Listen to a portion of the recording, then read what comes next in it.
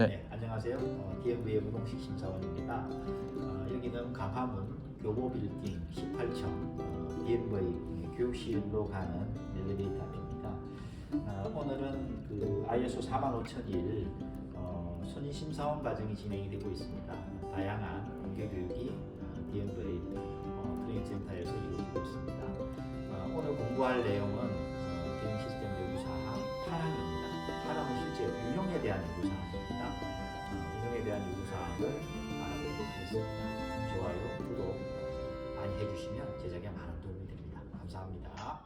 자, 안녕하세요. DMV 인정원의 문홍식 심사원입니다.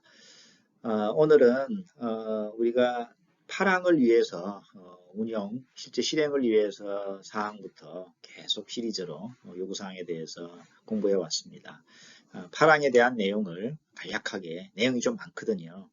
다 하나하나 세부적으로 다룰 수는 없고 큰 아웃라인만 정리해서 심사 관점에서 요구사항을 정리해 드리도록 하겠습니다.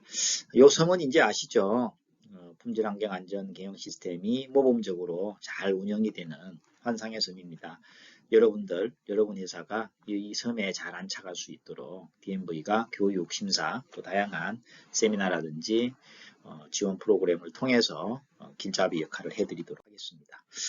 상위 레벨 구조에 대한 설명을 많이 했었죠. 상위 레벨 구조로 경영 시스템은 동일한 프레임을 가지고 있습니다. 오늘은 실제 실행에 관련되는 운용과 관련되는 품질, 환경, 안전 보건의 요구사항에 어떤 것들이 있는지 살펴보겠습니다. 그리고 이제 8, 9, 10항이 남았는데요. 실제 운영과 관련되는 것들을 위해서 사전에 4, 5, 6, 7까지 공부했었고요. 그리고 운영의 결과에 대한 평가 그리고 개선이 남아 있습니다. PDCA 사이클로 경영 시스템 모델은 구성이 된다고 했습니다. 이전 컨텐츠에 들어가셔서 보시면 경영 시스템 모델이 PDCA로 되어 있다는 것에 대한 설명이 잘 되어 있습니다.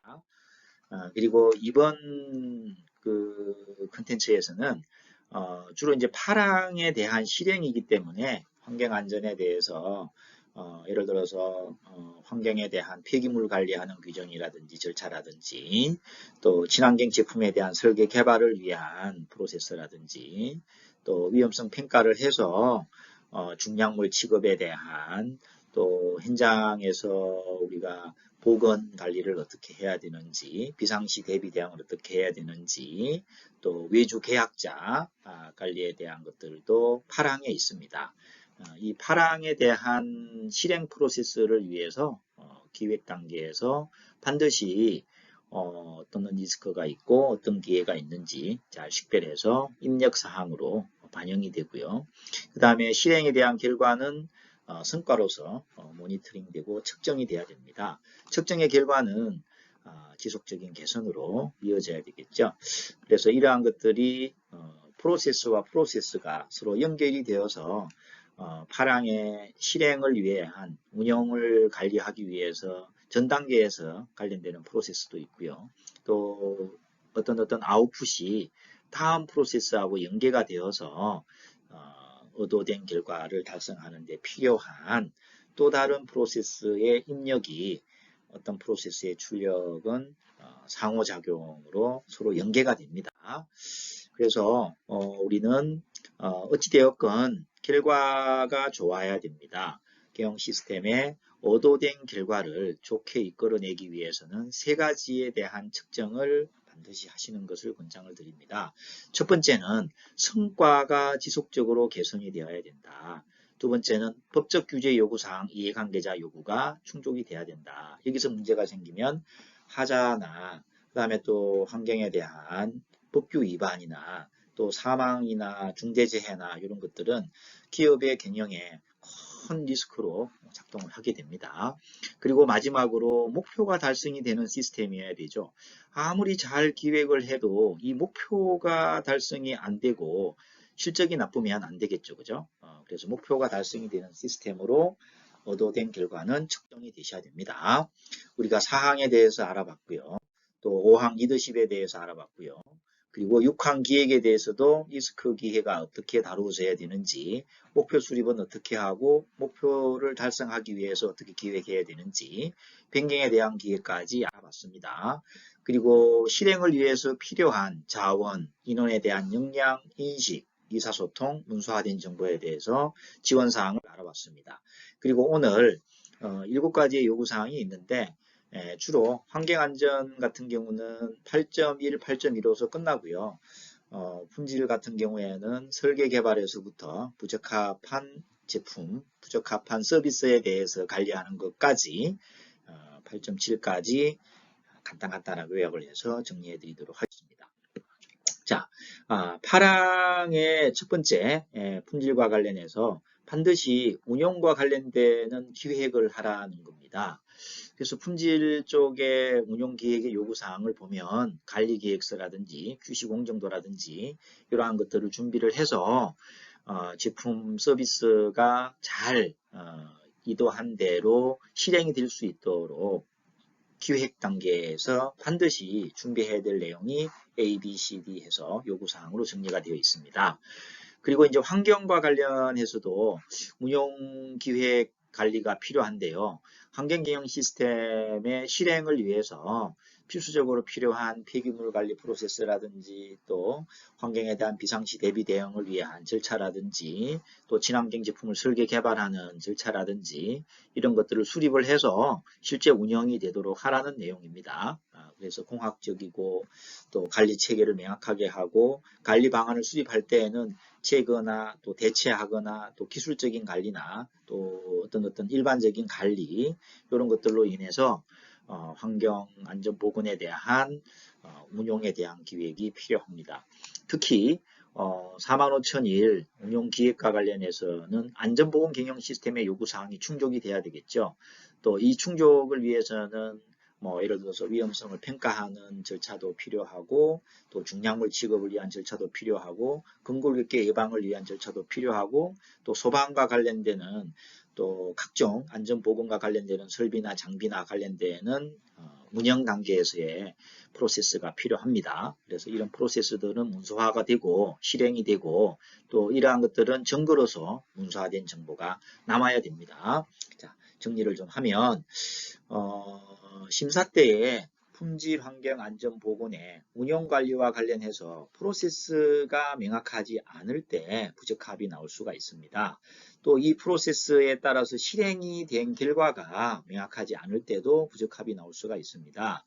그리고 또 이제 환경과 안전 보건에서 외주 계약자라든지 외주 관리라든지 또 전과정의 관점이라든지 이런 전과정 관점이 고려가 돼야 되는데 실제 생산 공정에 대한 제조, 생산에 대한 내용들만 포함이 되다 보니까 부적합이 나오는 경우가 종종 있습니다.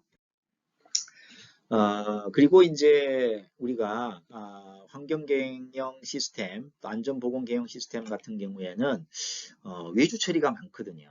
물론 품질도 외주 처리가 많이 있습니다만은 특히 이제 우리가 환경 관련해서는 각종 어떤 그 작업 환경을 측정하는 외주 계약자라든지 또 조경, 그다음에 또 청소, 그다음에 또 폐기물 처리하는 이런 또 전과정 관점에서 보면 우리가 운송이라든지 AS라든지 폐기 단계에서의 또 관련되는 이런 계약자들이 있을 수가 있는데요. 항상 전과정 관점에서 예를 들어서 개발을 하고요. 그 다음에 또 제조 생산을 하고요. 그 다음에 또 조달과 관련해서 물류 공급을 하고요. 그 다음에 또 사용을 하고요. 또 사용을 하다가 또 이제 수명이 다 되면은 폐기가 되겠죠.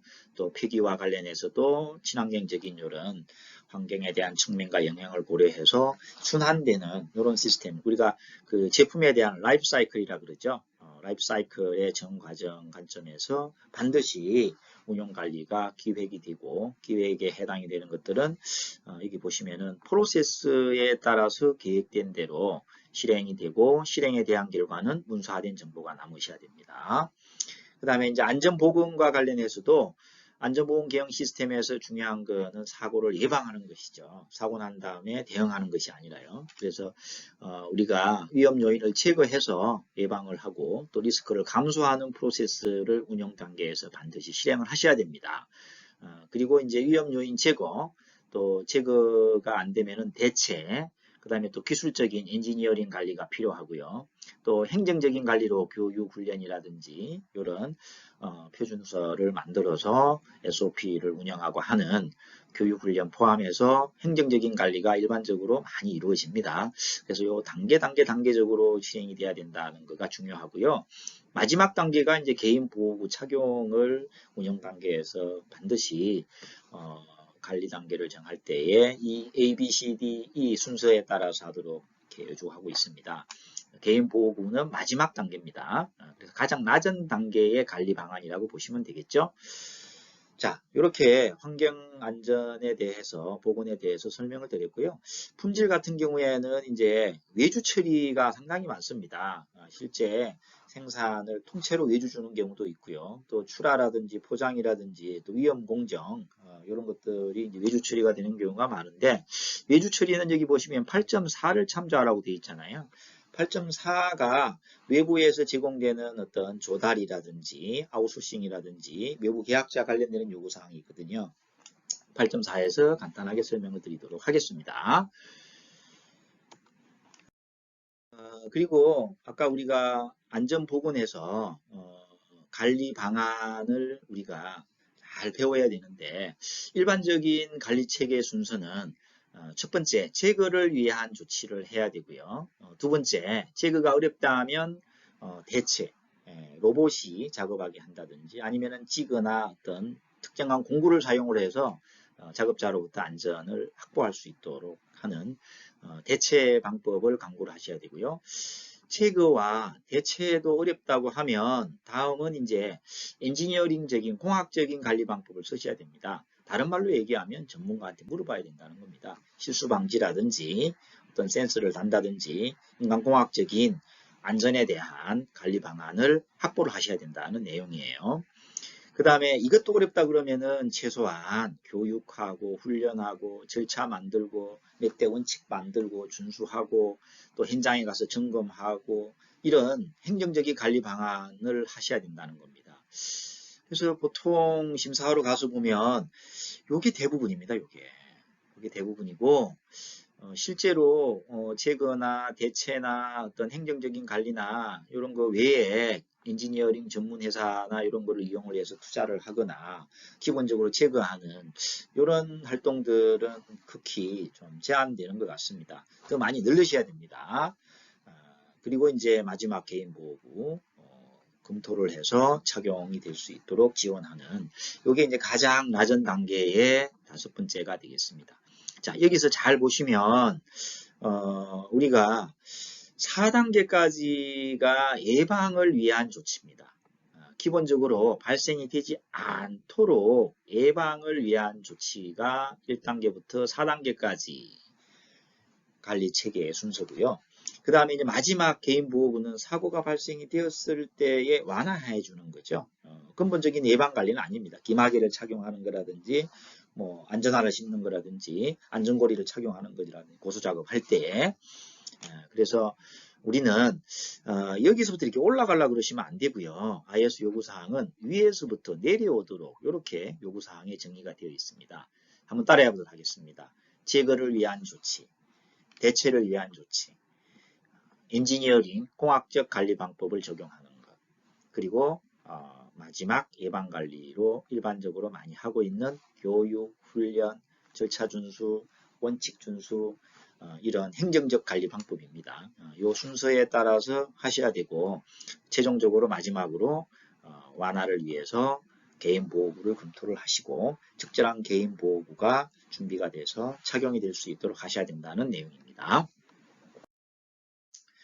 그래서 45,001의 부속서에 보시면 A점, 앞에 A가 붙어 있는 것은 부속서의 조항번호입니다.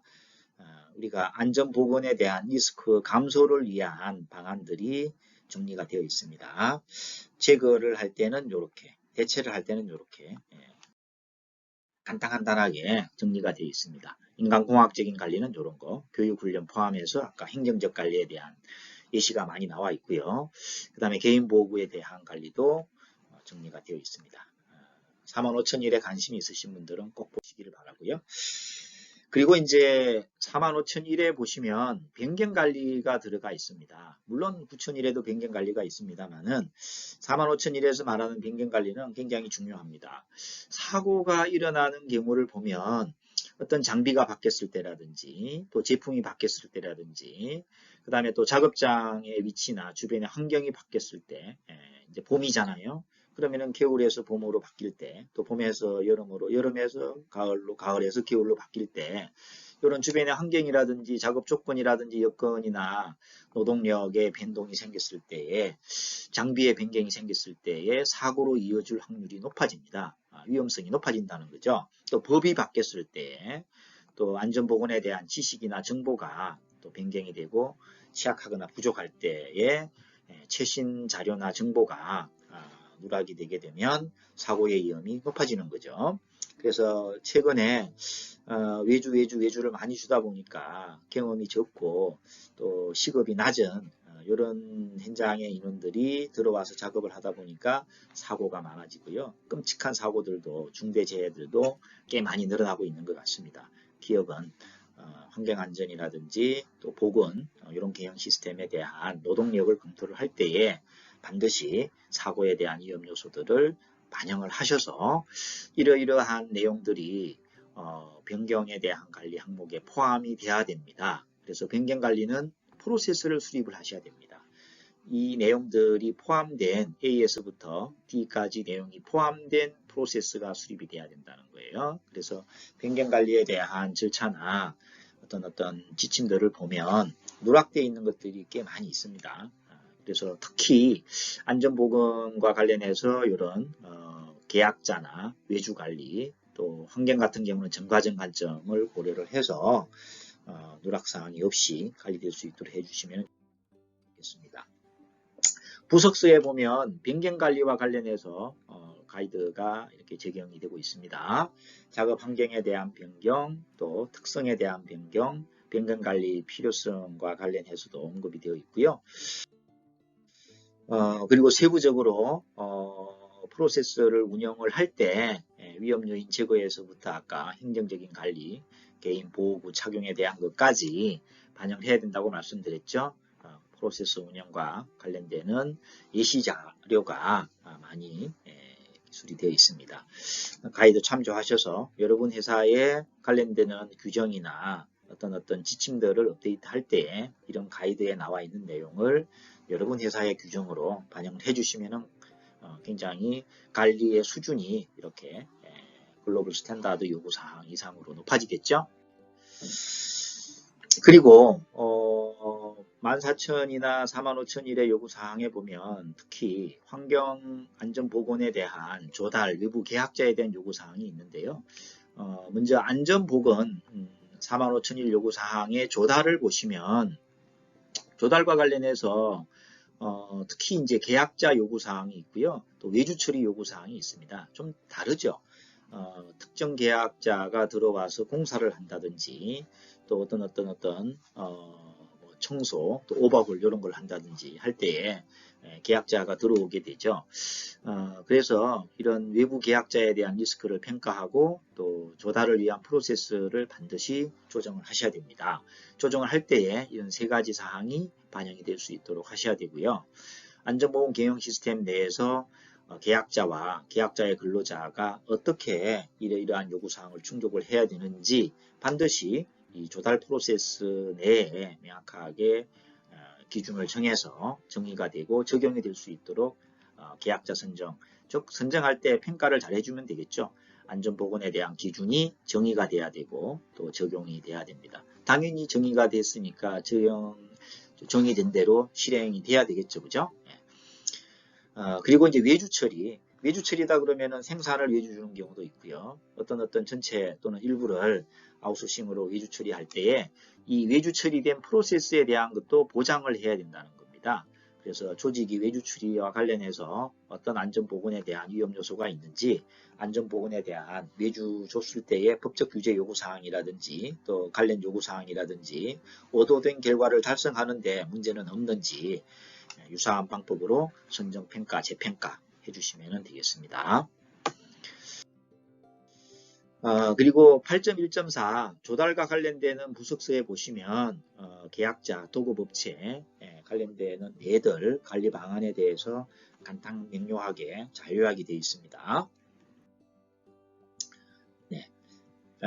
특히 이제 뭐 밀폐 공간에서 작업할 때라든지 비상시 위험 요인에 대한 고려할 때 조정이 필요한 것들, 또 사고, 사건 발생이 되었을 때 보고하는 이런 방법들, 또 도급업체에 관련되는 우리가 작업허가서라고 그러죠. 관련 사항들 해당되는 가이드가 준비가 되어 있고요. 그리고 8143 요구사항과 관련해서 또 가이드가 외주 처리와 관련해서 외주 처리할 때 어떻게 해야 되는지가 정리가 되어 있습니다. 품질은 따로 설명을 좀 드리도록 하고요. 14,000하고 45,001을 중심으로 파랑에 대한 내용을 정리를 하겠습니다. 비상시 대비 대응에 대한 내용이 준비가 되어야 됩니다. 여기서 대비와 대응 두 개를 다 준비해야 된다는 겁니다. 리스크와 기회를 잘 식별을 해서 비상 상황에 대한 필요한 프로세스를 반드시 수립하셔야 됩니다. 환경하고 안전보건 동일합니다. 프로세스를 수립해서 실행 유지하고 그 다음에 프로세스를 수행할 때에 A에서부터 F까지 요구사항이 있습니다. 환경에 대해서 어떤 악영향을 예방, 완화하는 이런 대응 준비를 반드시 비상상황 시나리오별로 준비를 해서 주기적으로 여기 테스트라고 되어 있죠. 훈련, 즉 연습을 해야 된다. 연습한 결과들은 반드시 문서화된 정보로 남겨놔야 된다. 이렇게 보면 됩니다. 안전보건도 마찬가지입니다. 응급조치 포함해서 비상상황에 대한 대응체계가 수립이 돼야 되고 교육훈련 제공돼야 되고 주기적으로 시험, 또 연습, 훈련 이런 거를 반복해야 된다는 겁니다. 방문자 포함해서 정부기관이라든지 지역사회 의사소통에 대한 내용까지 다 포함을 해서 시나리오가 준비가 돼야 되고요. 또 시나리오대로 훈련을 해서 훈련한 결과들은 가려서 안 보이는데 문서화된 정보로 유지가 돼야 된다는 내용입니다. 그리고 이제 나머지 9001 요구사항인데요. 9001 요구사항은 주로 영업이나 마케팅 계약 부서에서 고객 요구사항에 대해서 검토를 해야 된다는 요구사항, 계약 전에 해야 되죠. 계약 전에 계약을 잘못해서 회사가 파산되는 경우도 있거든요. 그래서 고객 요구사항에 대해서 반드시 문제가 해결될 수 있도록 계약 검토를 명확하게 해야 되는데 언제 해야 됩니까? 반드시 수락하기 전에 해야 된다는 내용으로 보시면 되겠습니다. 그리고 검토한 결과는 반드시 문서화된 정보로 남겨놔야 된다. 그래서 검토할 때에 여러 항목들이 있지만 검토 결과 또 요구사항이 있는 경우에 문서화된 정보로서 검토 결과를 잘 유지를 해야 되고요. 또 계약이 변경이 되는 내용에 대해서도 동일한 내용으로 검토를 하고 검토한 결과가 문서화된 정보로 잘 유지가 돼야 된다는 내용입니다. 언제 해야 된다고 했습니까? 계약하기 전입니다. 반드시 계약 후에 검토를 하면 리스크가 줄어들긴 하겠지만 계약이 이루어진 상황이기 때문에 근본적으로 예방을 할 수가 없죠. 그죠? 그래서 파랑에 대해서 우리가 쭉 살펴봤고요. 이제 그 다음 나오는 게 이제 설계 개발과 관련되는 내용이고요. 이건 품질만 해당이 되는 거거든요. 그래서 8.3에서부터 8.7까지는 품질만 따로 한번 컨텐츠를 만들어서 이렇게 올리도록 그렇게 하겠습니다.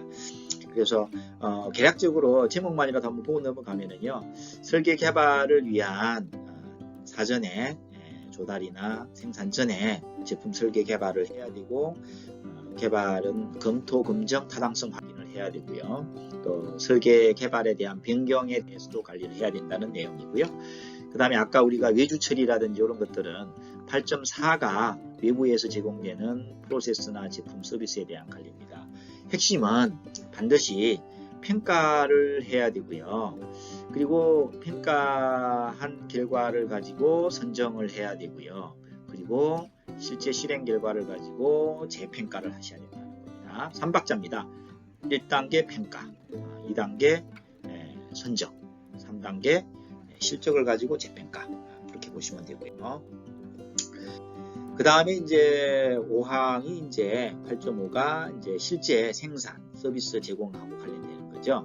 자, 여기서 중요한 거는 이제 관리되는 조건 하에서 관리된 상태로 이런 요구 사항에 따라서 생산이나 서비스가 관리가 돼야 된다. 그래서 관리되는 조건 하에서 컨트롤드 컨디션, 영어로는 제가 발음이 좀 그렇습니다만은 이 관리되는 조건이라고 하는 거는 표준서라든지 그 다음에 또 어떤 결과라든지 현장에서 쓰는 측정 자원, 모니터링 장비라든지 그 다음에 또 실제 측정 관련되는 활동이라든지 현장의 설비나 장비 또 환경에 대한 거라든지 어떤 특정 업무를 하는 사람에 대한 자기력이 필요한 경우에 인원에 대한 적격성과 관련되는 거라든지 등등 휴먼에러 예방을 위한 조치 실행이라든지 인도 후 활동에 대한 실행이라든지 이런 것들은 반드시 관리된 조건에 포함되어야 되는 필수 사항입니다. 여기에 나오는 A부터 H까지는 필수 항목입니다.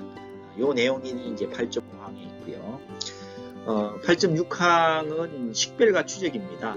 제품과 서비스는 고객에게 전달이 되고 난 이후에도 제품의 일련 번호라든지 바코드라든지 라벨이라든지 고유한 식별과 추적성이 확보가 돼야 된다는 내용입니다.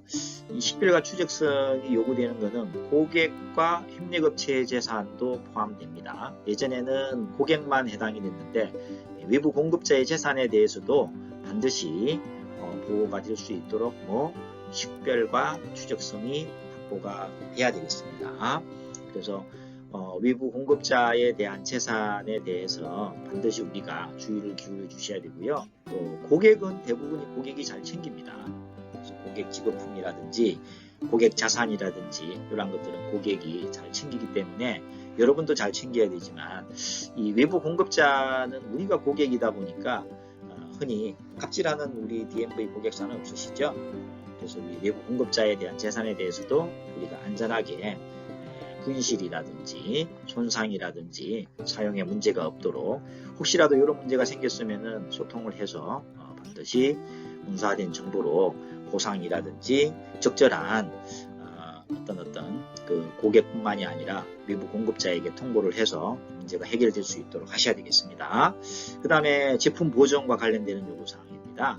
요거는 이제 포장이라든지 창고로 이동하는 경우라든지 또 제품이 훼손되지 않도록 잘 보관 보존이 돼야 된다는 요구사항입니다. 그리고 인도 후 활동입니다. 인도 후 활동은 일반적으로 AS라고 얘기를 하는데요. 보정, AS, 고객 지원 등 인도 후 활동에 대한 내용을 잘 파악을 해서 법적 규제 요구사항 포함해서 인도 후에 어떤 요구사항이 있는지 준비돼야 되는지 안내를 잘 할 수 있도록 준비를 하셔야 되겠습니다. 그리고 각종 그 변경사항들이 또 발생이 됩니다. 변경에 대한 기획도 있지만 실행 상태에서 변경사항이 나올 수가 있기 때문에 생산이나 서비스에 대한 변경 관리가 필요합니다. 그래서 변경에 대해서는 반드시 변경사항이 발생이 되더라도 적절성이 보장이 될 수 있도록 관리가 돼야 되고요.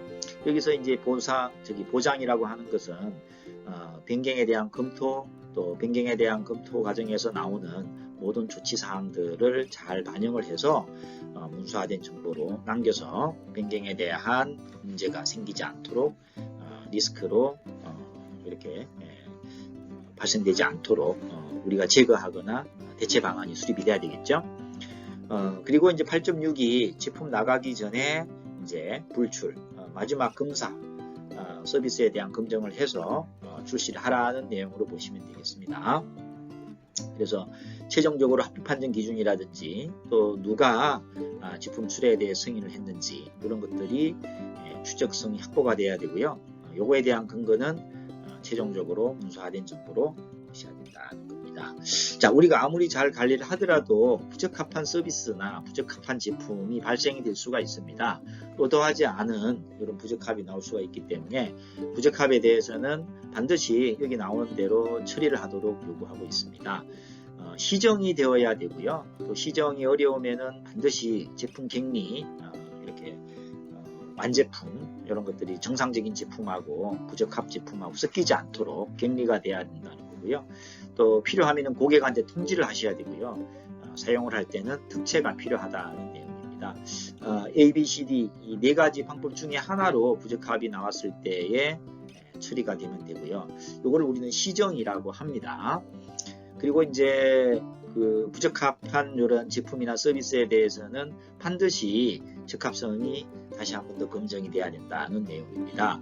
그리고 이 부적합한 제품이나 서비스에 대해서는 문서화된 정보를 남길 때에 부적합에 대한 기술, 치안 조치 뭐 이런 양식이 있으면 특채에 대한 승인된 내용 그리고 부적합에 대한 어떤 그 결정한 책임에 대한 식별 이런 것들은 서식이나 여러분 회사의 전산 시스템을 잘 개발을 할 때 A, B, C, D 이런 내용이 항목으로 포함될 수 있도록 해주셔야 되겠습니다.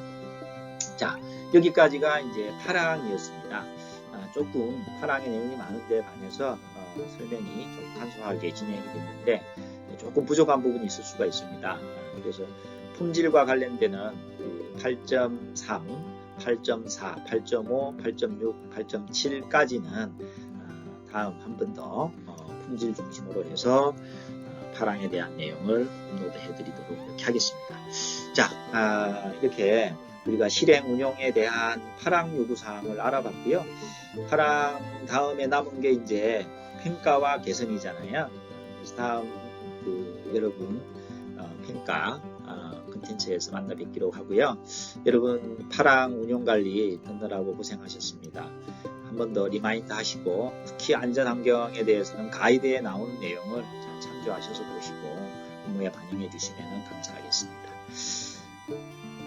그리고 여러분들 여러분뿐만이 아니라 더 많은 분들이 DMV의 유튜브 채널을 이용할 수 있도록 구독, 좋아요, 특히 구독과 관련해서는 좀 링크를 많이 전파를 하셔서 많은 분들이 유튜버의 DMV의 공부방으로 들어와서 요구사항을 배우고 또 배운 거를 적용을 해서 훌륭한 연재가 되시기를 DMV에서 적극적으로 지원하도록 하겠습니다. 수고 많으셨습니다. 여러분 안녕.